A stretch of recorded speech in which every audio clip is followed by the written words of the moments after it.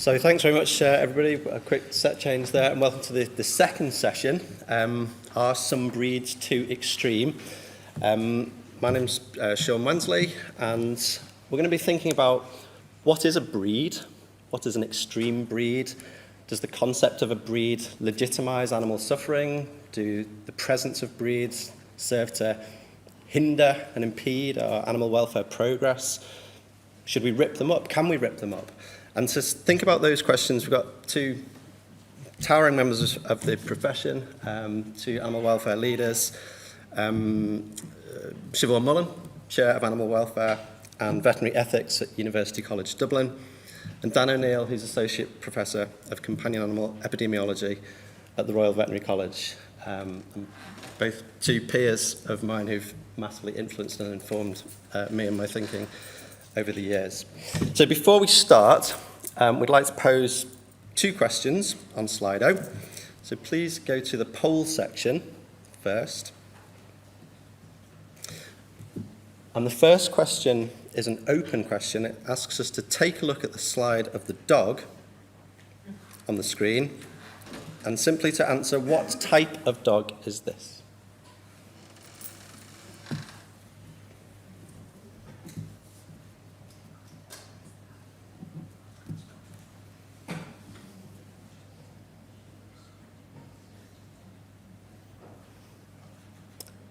Everybody had long enough to do that. Thank you. We might get some kind of result on this. No, the result may be shown at the end, okay. And the second question, if you can find that, is a simple yes or no poll. Who here owns an extreme animal? Please answer yes or no.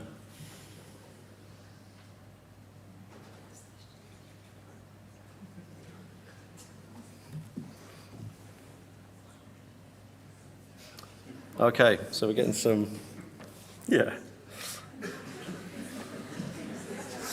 Okay, I guess that's done its job of stimulating a few ideas. Right, stop. If we could now it's like some sort of dystopian world. If we could now go to the second question on the simple yes or no poll. Who here owns an extreme animal?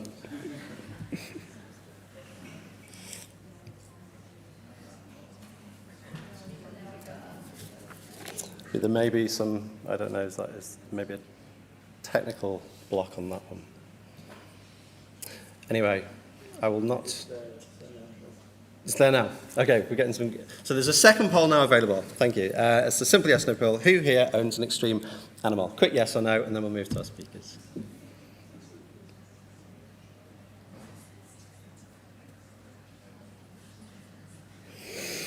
Fab. Okay. Well, the stage is now set, and I'll hand over, please, to Siobhan, who's going to consider these questions from the perspective of the animals that we farm, and then Dan will be picking up on the companion animal side. So, Siobhan.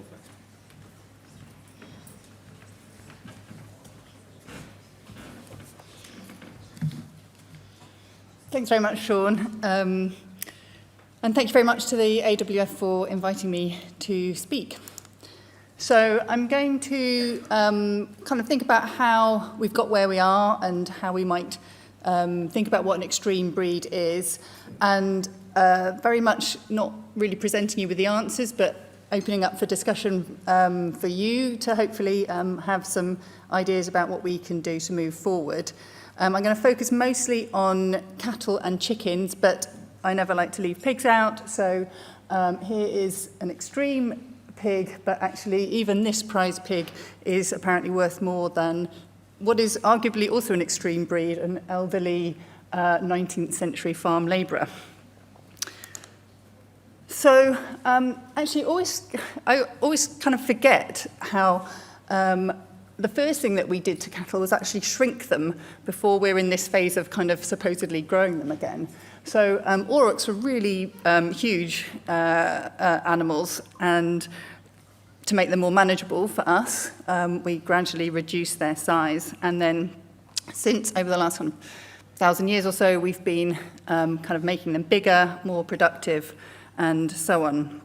And in particular, since the 17th century or so, we've actually got quite a bit better at doing this, and we started to have ideals around much larger animals that were more productive for us. And perhaps one of the most famous such animals was the Durham ox. Here he is. In fact, he was so famous that he had his own carriage pulled by 4 horses that took him around the country. And in particular, this enabled him to be able to be seen, as you'll see in this quote, by the eyes of thousands of farmers for whom he displayed then a truer standard of shape than their ancestors had achieved, and convinced them by personal interviews of the excellence of this improved breed. He was such an attraction that he would garner £5,000 a day in today's money from people just wanting to see him. At that time, meat was one thing, but actually fat was really, really important. It was high in calories, it was feeding all those workers in the Industrial Revolution, and also had other uses such as for lighting and so on. His carriage, in the end, was his downfall, in that he actually fell coming out of his carriage and broke his hip and was had to be killed as a result of that. And he weighed apparently 1,200 kilos when he was slaughtered. So we've had this kind of rapid availability, seeing what could be done through breeding and so on. And we've had a similar kind of progression in terms of dairy production. So steady but relatively slow progress until the middle of the 20th century, and then really rapid increase in productivity. So in this case, milk yield over 4 times what it was in 1950. And likewise, very similar in terms of broiler chickens. So in the 50s, we had a chicken that still looks not dissimilar to a chicken that we might think of as more of a wild type, and then 4 times the size kind of today. So those are examples of that kind of extreme drive for productivity, and of course they feature in a whole kind of range of settings where we're valuing something from the animals. So whether it's lots of eggs or really woolly sheep or whatever it is, we've done really well in actually being able to kind of harness that. And those drivers have been understanding the genetics behind breeding, being able to monitor the effects of those genetic selection decisions, and in some instances, for example, the dairy cattle, the use of artificial insemination kind of was able to rapidly increase that turnover of the genes, and then in the case of chickens, maybe it's about holding the genetics in several small companies or several large companies, a small number of large companies, I should say, that again manage those genetics.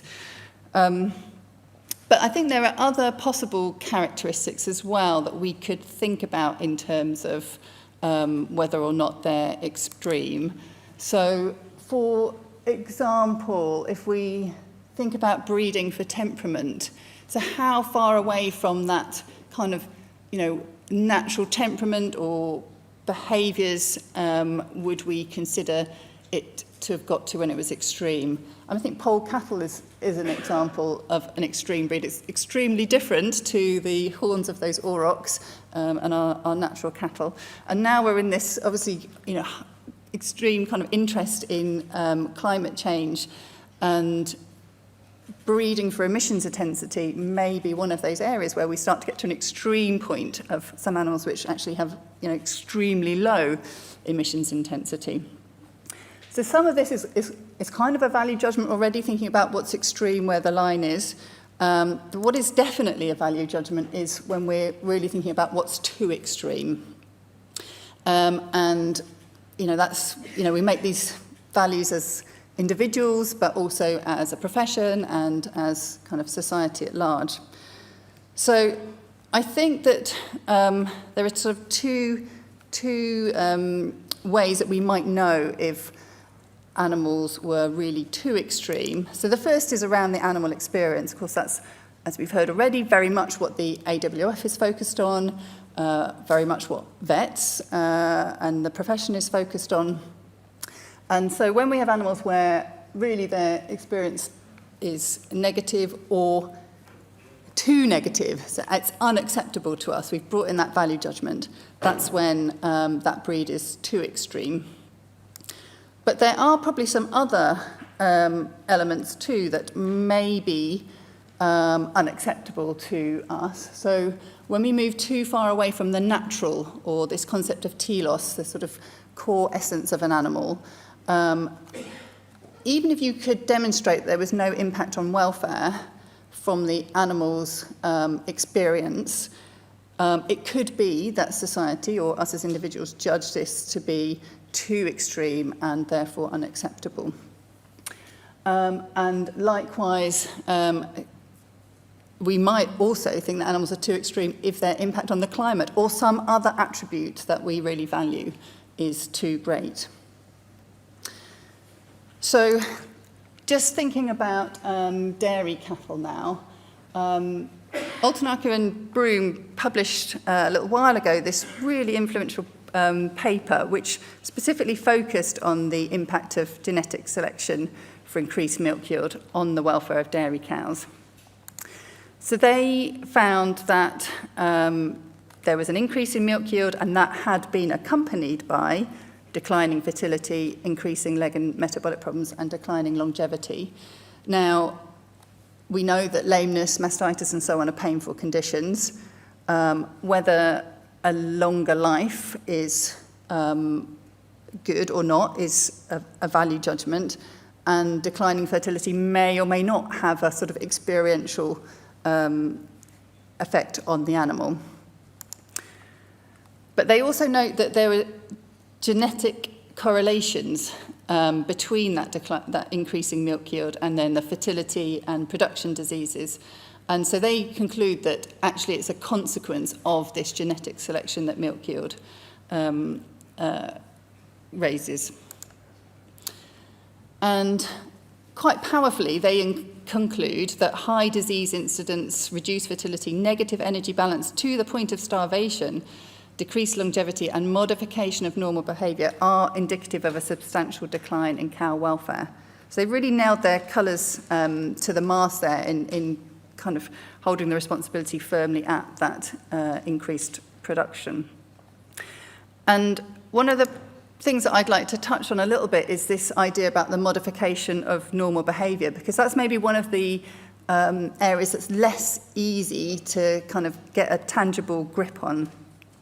But there have been a fair number of studies looking at the effect of access to pasture on the welfare of cattle. And in particular, there were two studies conducted by Gemma Charlton and colleagues, which actually kind of put this out to the test for cows themselves. So they provided them with the choice. First of all, they offered them the choice to stay indoors close to the kind of high energy total mix ration, or to go outside to pasture. And in that instance, the high-yielding cows chose to stay inside more often than the other cows. So it was like they needed to be closer to the ration, which they then confirmed once they provided that higher energy food out on the pasture, then there was no difference between the high-yielding cows and the others. So here's an example where that kind of breeding for high productivity is having an effect on motivations and choices that cows are making. So in their paper, the solution that was suggested by Oltenacker and Broom is that a multi-trait selection program was engaged in, which really combines that health and fertility and other welfare traits in as well as productivity. And I think arguably, organisations and farm breeding companies have kind of gone down that route. Holstein UK have for some time had this profitable lifetime index, so that includes longevity as well as other welfare traits, and mastitis and lameness kind of specifically included. And then more recently, even more detail on lameness and in terms of new traits being introduced. So these things may have an effect. There's still, there's still some degree of choice there in that farmers are able to choose, which of these elements they are opting for, productivity or, robustness against some of these welfare conditions. One way that we can start to look at the impact of these various initiatives is through welfare monitoring. So the Red Tractor Farm Assurance Scheme introduced welfare outcome assessments by their assessors some time ago, actually, nearly 10 years ago. And they've published the first 3 years of the data collected by their assessors on farms. And during a time where actually milk yield per cow did increase, you'll see that there's been a substantial decrease in lameness and most of the other negative welfare outcomes that they were looking at. So I think that's probably something that's unlikely to have come about in such a short time through those breeding initiatives, but more likely through the industry initiatives around, for example, lameness monitoring and so on. But I think it's interesting that, whilst perhaps we would have really liked to have seen lameness, reduce further, maybe what these things can do and these kind of breeding focus can just stop things from getting so much worse at a time when productivity is increasing. So just coming now to broiler chickens and some work that Annie Rayner did, looking at what happens when you provide broiler chickens in a commercial environment, in sheds with enrichment. And she compared 2 different slow-growing breeds with a standard faster-growing breed. And here we can see that the slower-growing breeds all use these bales much, much more. In fact, the fast-growing breeds throughout the entire production cycle did not use these bales. They either physically couldn't because of the leg problems and so on, which they also demonstrated, or they were not motivated to do so. And similarly, it was also shown in the exhibition of play behaviour that these fast-growing breeds rarely showed the play behaviour to the same degree that the slow-growing breeds did.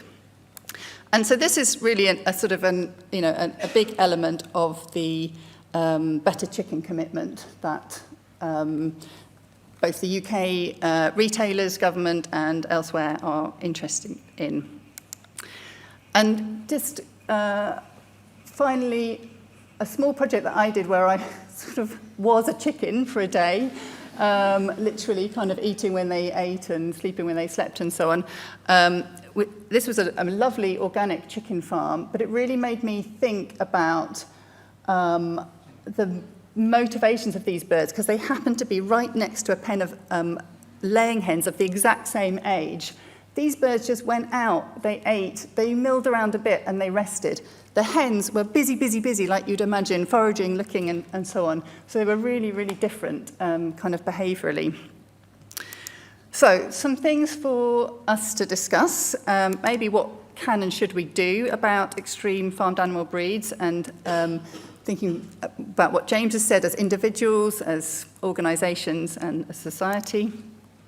What do we still need to understand to know whether these breed effects are too extreme? And what happens when, let's say, the chickens of today that are fast growing, that currently don't display these kind of positive welfare outcomes, are able to do that through breeding? And what about breeding for that sunny disposition? Human twin studies show that quite a lot of the variance in quality of life ratings is heritable? And then finally, I'm really interested to know whether these other factors actually influence you. So I just want to thank you for listening. And before I hand over to Dan, I have to confess that I've had my own kind of extreme breeding experiences. Actually, in direct response to thinking about why people breed these crazy dogs, I thought, I'm going to do it, but I'm going to do it with a non-sentient organism, so these vegetables. And of course, it's lovely because you go to shows and you win things and people go, wow, and so on. Anyway, thank you very much.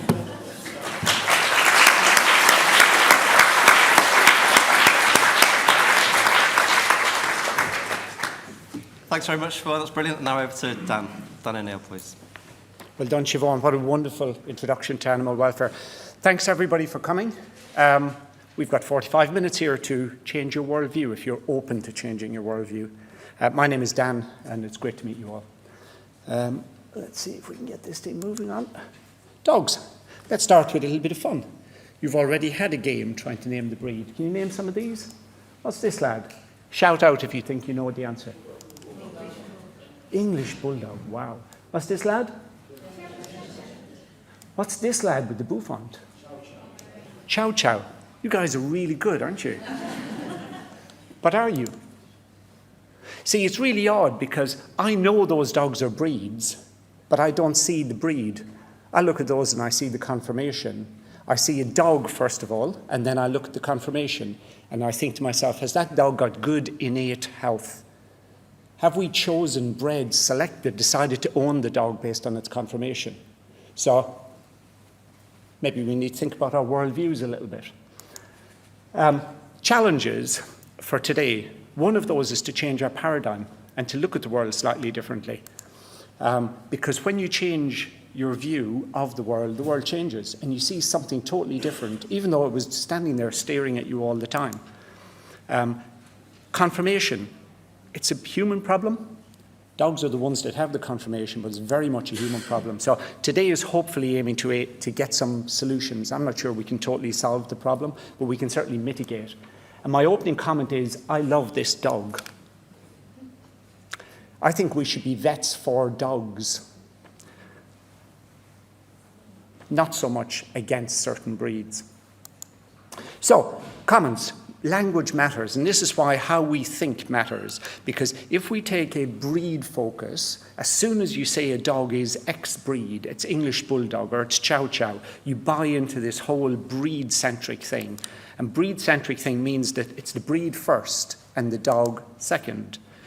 If it's a breed with an extreme conformation, well, that's normal and even desirable. The breeds are static. They're something we have in our head. They're not fluid. But they're all about what humans want. They're all about history, culture. Whereas if we look at dogs from an innate health point of view, we're now dog-focused. It's the primacy of the dog.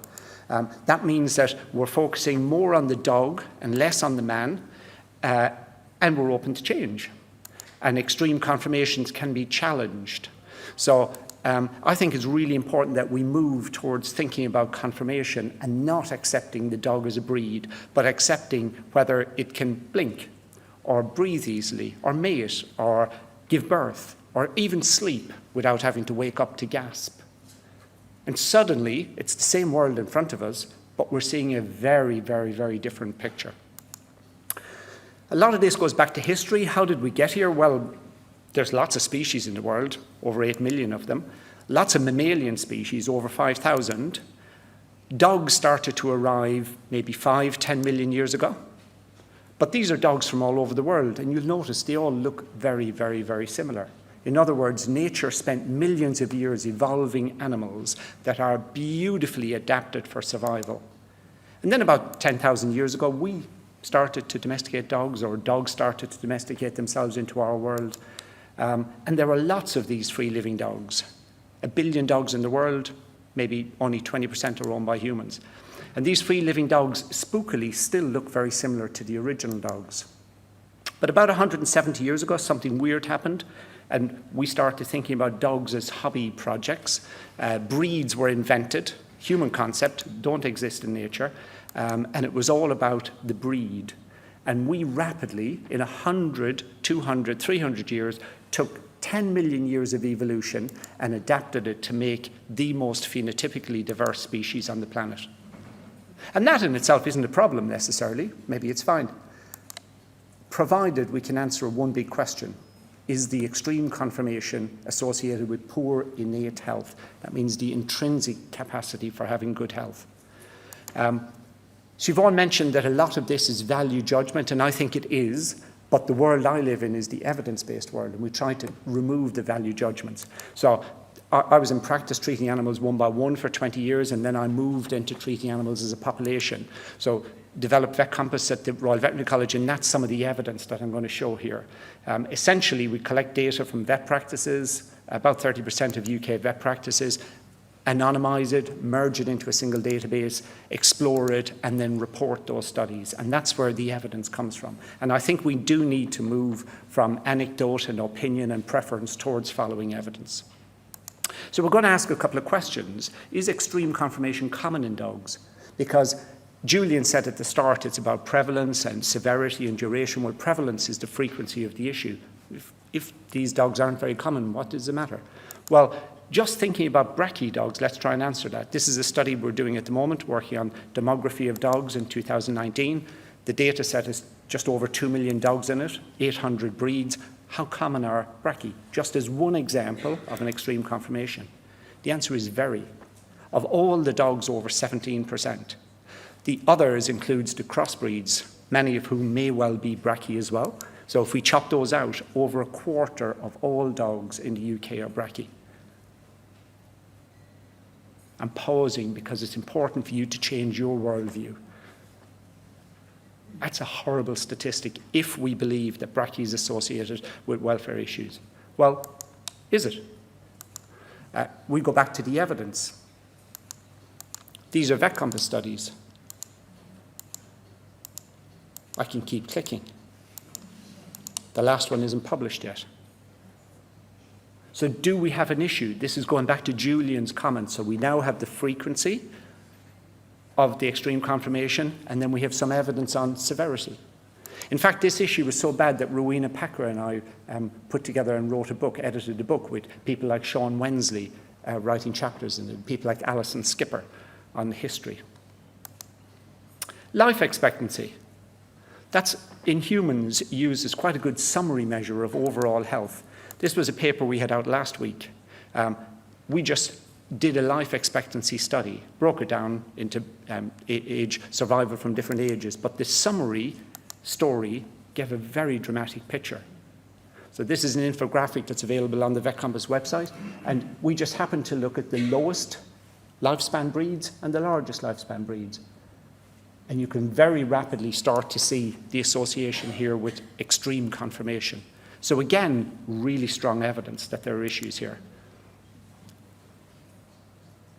Frequency of these dogs. So these are the ones under 1 year. So we're trying to take new dogs in the UK. Are brachy breeds still popular? Heck yes. Top breed in the UK in 2019 across all dogs in the UK. You'll notice there's a second phenomenon going on here as well. Look at the designers. 3 of them are in here in the top list.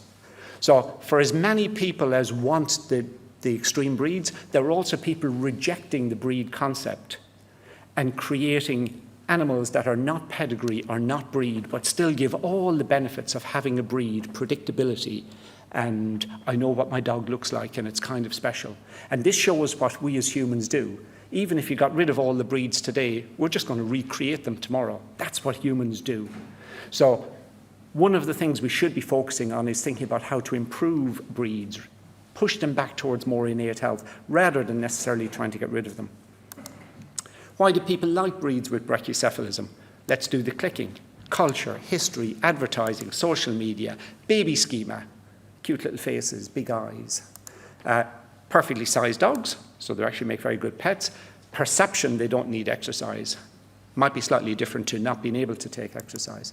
Non-typical canine looks, they look different. We like that. As humans, we want to be special. And having a special pet makes us feel special. They're often lovely dogs. I started my comment, I love pugs. I love French bulldogs. These are lovely dogs. It's the package that has some issues. often low awareness by the public of health and issues, and a kind of a theory that my dog needs me, it needs help, it's a special dog. And then the final one, really important, permission to own them. Social, ethical, welfare, moral. You'll notice there's something missing from the list of why people have brachycephalic dogs. Where's the one in there that says, I have a brachycephalic dog because it's innately healthy, and it's a wonderful thing to grant this new life, this brachycephalic body. So we can help these dogs by moving them to moderation. Do all humans like dogs with extreme conformation? A YouGov poll 2 weeks ago would suggest otherwise. When the question was asked, would you support a ban on the following? 71% of the UK public said that they would support a ban. 57% said they would support a ban of brachycephalic breeds. Sean asked earlier, is extreme conformation legitimised harm? Well, in the Netherlands, they've actually enacted a law against dogs with short faces. And the Kennel Club is no longer registering them. In Norway, just recently, breeding has been banned in certain breeds. What's the UK situation? Actually pretty good. We've got really strong legislation on the 5 welfare needs. But are we doing it? Dogs that can exhibit a normal behaviour, well, if a dog can't lick anywhere from its umbilicus back and it has an itchy backside, is that able to exhibit normal behaviour? If it's not able to bend around, certain of our breeds can't. If they can't give birth, if they have a high risk of breathing problems, and even from a breeding point of view, there are issues. We have a law that says we shouldn't be breeding from animals where there is a high or known risk of detriment to its health or the health of its offspring. So we do have strong legislation. But there are other options, things that we can talk about as a group here. The Brachycephalic Working Group is working really hard on some of these issues, trying to change attitudes, trying to change approaches. One of the things is what I said earlier, it's focusing on the dog. And our Brachycephalic policy, Brachycephalic Working Group policy, is that it's all about maximising the health, welfare, temperament of the dog. That's the priority. It's not about humans. Second thing is, sadly, everyone on that group, including academia, charities, DEFRA, the big veterinary associations, the Kennel Club, the breed clubs, has concluded that currently, until we get the brachycephalic breeds to a point where they have good innate health, currently we need to stop and think before buying a flat-faced dog. What else can we do here?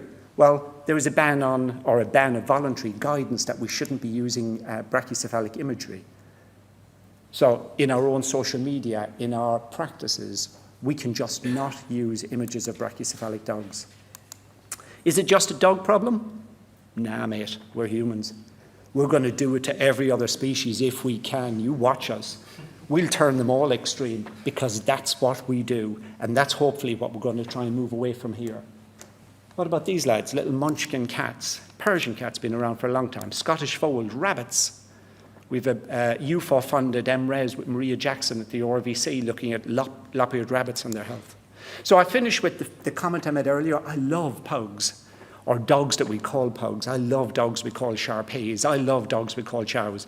But we need to think about the box they're in and maybe look at it from that perspective. And once you start looking at it from that perspective, you won't go back. You won't see breed anymore. You'll see the life that the dog lives. So I'd leave you with a call. This is me personally, my call. Maybe we should start thinking about body conformation justice for dogs.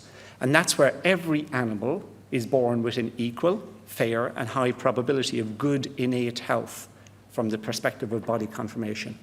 Later on in life, stuff might happen. Poor socialization, accidents, aging. Life happens.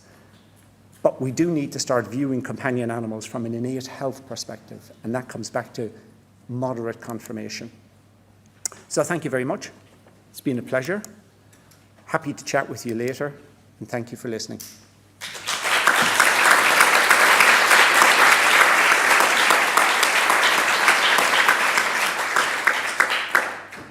Brilliant, Dan. Thank you so much. So we'll open it up for discussion. Obviously, that's amongst us here in the room and also our online audience.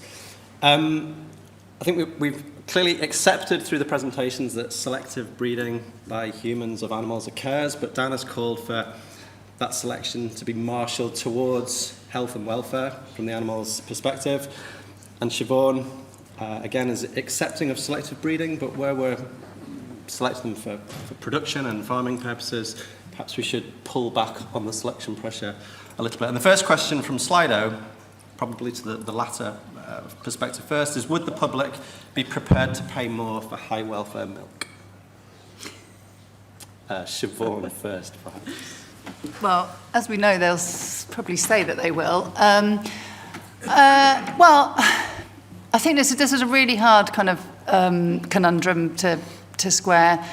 I think there's certainly a sector of the public that would pay more. I mean, I guess the way that I see things going, ultimately, in a fair way, is actually that we reduce that amount of animal protein that we're consuming. It's that whole less and better message, which is not new to any of you. And then, in theory, then, the plant-based alternatives are cheaper, and that makes it kind of more fair for everybody. But we've got some way to go. Thanks, Siobhan. Next up, this is on the companion animal side more. Should vets participate in artificial insemination of dogs that cannot breed naturally? Maybe go to Dan for that one. Yeah, that's a fascinating question. Somebody mentioned earlier about fertility clinics, some of whom don't have veterinary involvement. So actually the question could equally be flipped. Why aren't vets engaging with it and maybe allowing welfare issues for it to rise? What the ultimate aim would be is that if we work with owners who are making decisions every day on which dogs they buy, and we provide them with a system that they can decide whether a dog is innately healthy, then the demand for those dogs that can't breed naturally will subside. So rather than it being some normative question as to whether vets should or shouldn't, which doesn't really have a clear answer, because if they're not engaging, the welfare of the dogs will be harmed. If they are engaging, then potentially they're helping breeds with extreme conformations to procreate. We do need to look at the wider picture and the wider question. The Brachycephalic Working Group has been working for the last 6 months on a system that scores or measures or helps owners to identify key innate health characteristics in dogs. That will be released over the next week or two. So we're hoping that will start to shift the conversation more in that direction. Thanks, Dan. And sticking with that theme of the veterinary profession's involvement, and this is a challenging question. Are the veterinary profession complicit in propping up a breed? Maybe stick with Dan first, then come back to Siobhan. I love language, and whoever asks a question like that, you're on a loser right from the start, because as soon as you say the word complicit, you've already framed the question in a certain way. The veterinary profession, it's a very complex question. These dogs are there, they need veterinary care, so the veterinary profession has to provide veterinary care for these dogs. So it would be complicit in poor animal welfare not to be providing care for the dogs. But the veterinary profession can get involved, and Justine showed it earlier, at a personal level, at a practice level, at an organisational level. In fact, I'd go one stage below the personal level as a vet, and I'd say the personal level as a human, we need to get more involved. There's even a comment on something called social modelling. It's where you go out for a walk as a vet with your dog. If that dog is an extreme breed, other people that see you as a veterinary surgeon are tacitly getting permission, almost endorsement of that breed, and it kind of is reinforcing this cumulative message that it's okay to own these breeds. In fact, almost desirable, because somebody you look up to has such a breed. So I think it is a really complex question. Anyone that frames that sort of question expecting a binary answer is either approaching it from a very naive perspective or is deliberately trying to inflame an issue. Just on that, Dan, before we come across to Siobhan, if that veterinary professional that might be having that social modelling role had a rescued brachycephalic dog, how do you feel about the signal that might be sending without the underlying potential justification? It's a really difficult one, because as soon as you have a rescue dog, somehow again this is a good thing. I'm rescuing a dog. But there is the broader issues of the messages you're giving out as well, and there isn't a simple answer to that.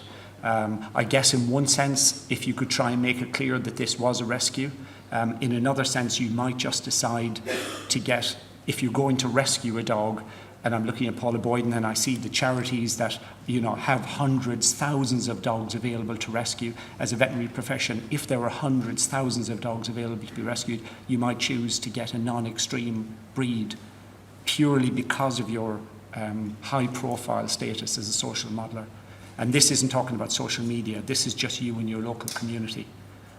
So it just means you might have to put a little bit more thought into which animal you're getting, not just for the animal's sake, but also for the onward messaging sake of your status. Not an easy one. Excellent. And Siobhan, do you want to come in at all, either on the companion animal side or on the farm side of this Yeah, question? well, I guess to bring it to the farm side, I mean, there has been a fair amount of discourse, over, let's say, the last decade or so about the role of veterinary surgeons within this kind of industrialisation of animal production. And, I mean, certainly many people absolutely would say that, you know, vets have been at the heart of this. They've not only kind of allowed it to happen on their watch, but actually, you know, almost encouraged this whole process. And I mean, I guess a bit like Dan, you know, we're all working within a system, aren't we? So, you know, as the vet kind of serving their client who needs to make money within, you know, a model that we have already around what animal production looks like, you know, it's quite hard to, it's quite hard to point the finger in that particular instance. It's not to say there aren't still things that those individual vets can do, but I think it's absolutely such a welcome change that actually as a profession we've really started to kind of just look beyond the norm and what's happening and start to really think what should happen and take a role, and the BVA have you know, really done well in that over the last few years. Great, thanks Siobhan. So a couple of nods have caught me from the audience. So the first one is just down here please, and then there's one up at the back. Dan mentioned social media there and social modelling. I was just wondering whether you had any advice for vets that were nervous about putting their heads above the parapet on social media for fear of the toxicity that can result, and also the effective influencers and celebrities, etc., on social media who seem to be the people that the public actually love and follow rather than the opinion and advice of veterinary surgeons. That's a really great question, right? So I'm an owl guy, and I don't really do social media, but at the same time, we end up doing loads of it.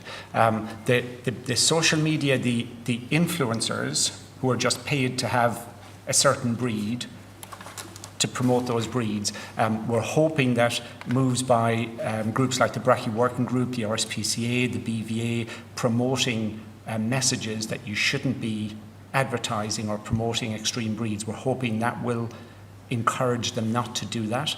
The flip side, and it's a really good question about the vets engaging with social media, the flip side is the vets engaging with social media, provided you have a positive message, that can be very, very, very positive. So I'm thinking here of vets like Kat the vet, who promotes a lot of the Vet Compass studies. The French Bulldog paper we had before Christmas had 2 million views or likes, or I don't know, whatever the thing is on social media, right? It's the metric she gave me. That's way higher than the number of people that would have read that paper, which is probably my mum and maybe just her, right? It's how academia works. We write the papers, they must be there, but social media is actually how the message gets out. The other point I would make is that really the target audience when it comes to breeds, extreme breeds, are not breeders. The target audience is owners. It's owners who are making those lifetime decisions for the dog when they decide which breed that they're going to get. So our target audience is the owners, and the way to get to them is social media, newspapers, whatever public media are available. So vets can go out, but it needs to be positive messaging. This thing of vets against something, you're kind of on a loser as soon as you start, because we need to be explaining to people what they should do and what's the positive, the good thing to do, rather than kind of giving negative messages, even though the latter often get good headlines. Really good question. It's really interesting to see how that's played out, isn't it? Because with the Breed to Breed campaign, and then vets and vet nurses sort of finding their voice in a way that they're encouraged to, but then that tension between coming out hard and really saying what we feel, but then some people worrying that is off-putting and that people aren't going to want to come into the practice anymore, versus that more positive framing. The other side says that's mealy-mouthed and you're just dipping your toe in the water. It's a fascinating dynamic. if anyone's got any other views on that, would be brilliant. But there's Siobhan, did you want to comment at all on that part? Well, I guess only that it's slightly reminding me of a debate that we had a few years ago at one of these forums about whether companion animal practices should get involved in putting farm animal welfare information out, and kind of how far should they go. And from memory, that the room was actually pretty split at that time about, you know, whether companion vets should kind of foray into that field. But yeah, it would be interesting to know whether that's changed or not. Okay, and the next one from the floor, please. Hello, I'm Sarah Wolfenson from the University of Surrey. I think we've reached a key point here in what we should be doing as a profession. It's communicating with the public. And I think the key thing we should be doing is talking to, in schools, to children, education. Can we get the government to put animal welfare on the school agenda so that we actually get involved? Talking to biology teachers, talking to educational establishments, so that we can have an input, because if the general public understand more, they may make better decisions. And children actually drive the sort of dog that their parents buy. They drive a lot of the social media things. So getting into some of the secondary education establishments and thinking about how we can get education out there to teach them about animal welfare and what's important, and we can have a real involvement there, which I think would be important. Thank you. Who would like to comment? Yep. So I'll comment on that. I would totally agree with you. But as veterinary, it goes back to the question from the lady over here. As veterinary professions, we can do it through the curriculum, but that's very static. And there is a lot of work going on. The curriculum apparently is very crowded. Everything that goes in, something else has to come out. So it is quite difficult to get in there. Doing talks to schools, and I do loads of them to our local schools. Those are really powerful. And as a practitioner, they're quite good PR messaging from your practice anyway, as well as sharing messages. But it does go back to almost, as veterinary practitioners, going direct as well, which goes back to the social media issue. And one of the things we've tried to do with the Vet Compass studies is to put a press release out for every single one of them. And the media absolutely love stories about animals, companion animals, if they're at a level that the public can understand. So it is all nudge. You're trying to nudge the story and the way of thinking in a certain direction. And it is drip, drip, drip. But I would agree with you. And the young people are the way to go. The older people, like me, tend to have very fixed views on the world. It's hard to change our minds. Young people are plastic in their thinking, flexible in their thinking, and also maybe better at horizon scanning and seeing what's coming welfare-wise.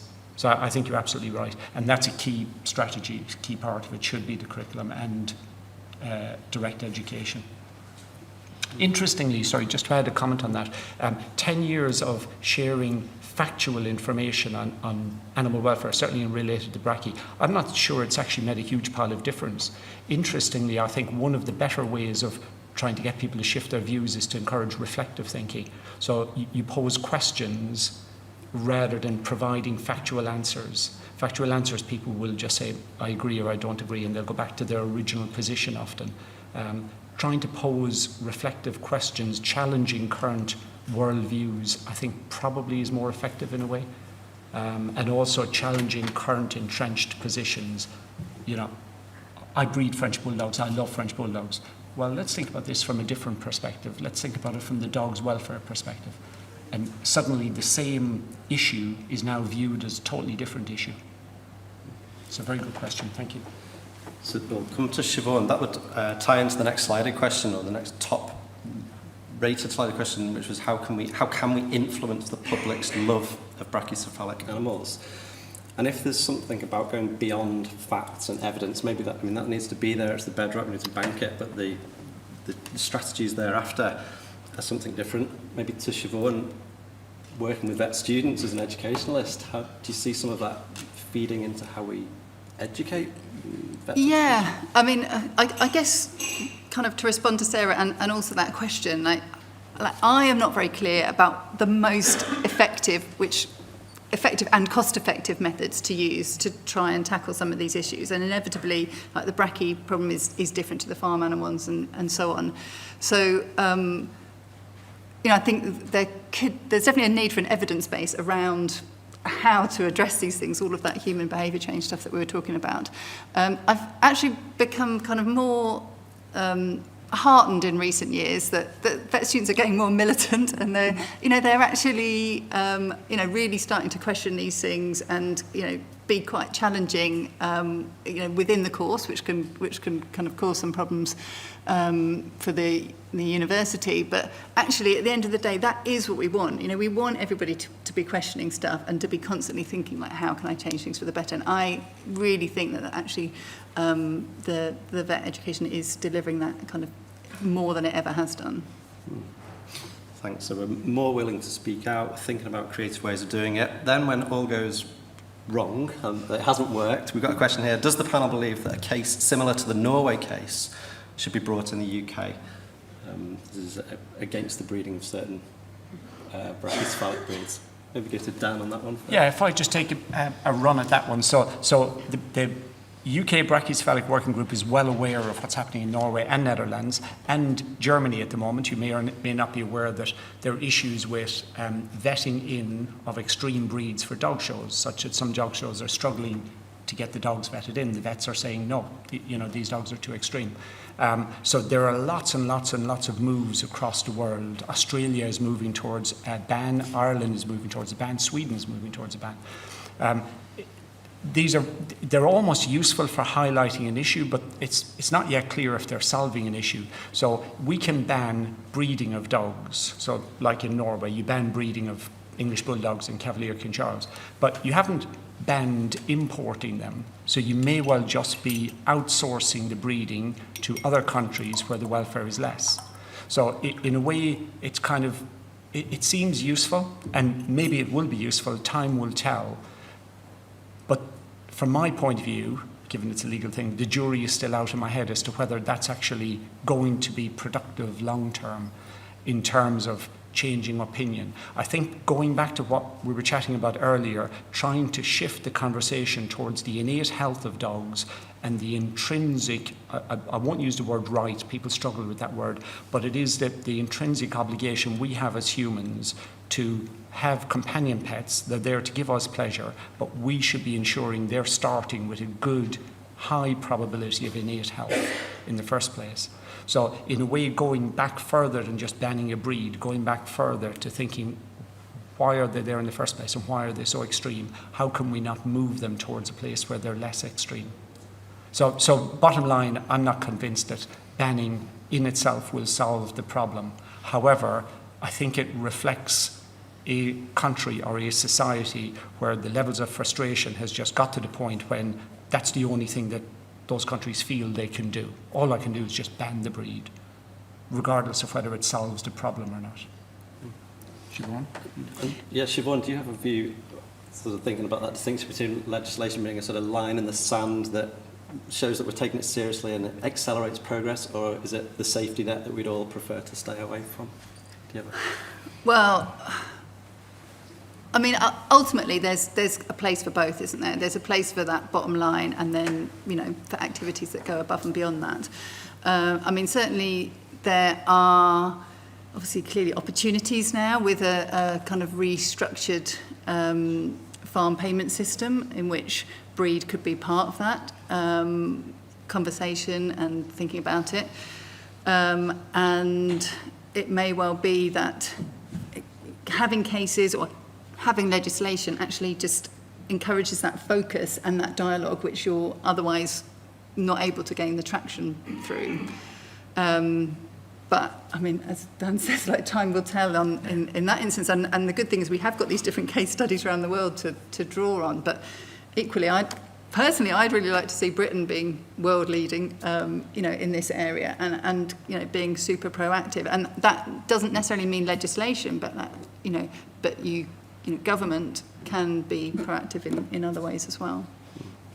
Thank you. And should we try and squeeze in one more just on your presentation? Siobhan, you talked about animal welfare in the context of sustainability and broader sustainability objectives. So where reducing, for example, the growth rate of broilers might increase the carbon footprint of producing them, do you have a view on how the veterinary profession should position itself in terms of advocating either for or against the alternative selection pressure? Yeah, I mean, this is so interesting. It's such a, a question of our time, and that we've got these kind of competing societal interests.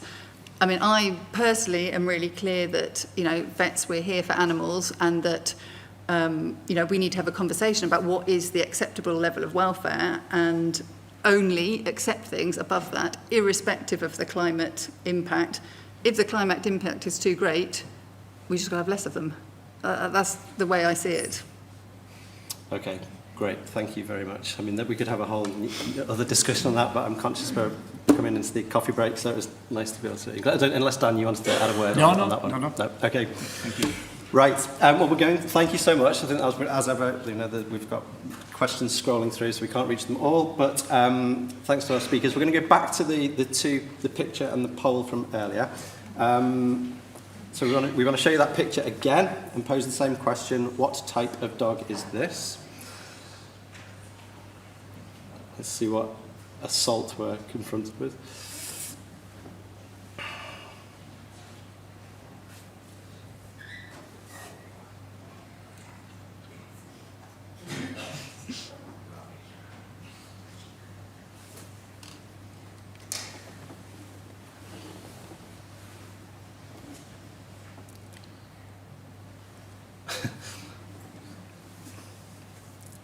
Here we go.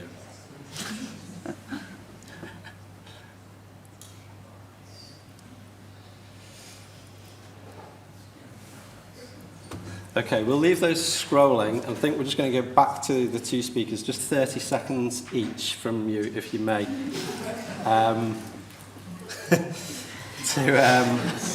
to invite any final thoughts against that lovely backdrop. Just Siobhan, do you want to go first on that? Well, I mean, really just, you know, we all know that there are problems, and just to encourage us as a profession, I think, to take ownership of going towards the solutions, because that's where we need to be.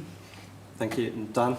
My one would be to continue to take a very positive approach towards dogs, focus on the dogs, the primacy of the dog and its innate health, and have breed as a secondary issue. The dog comes first.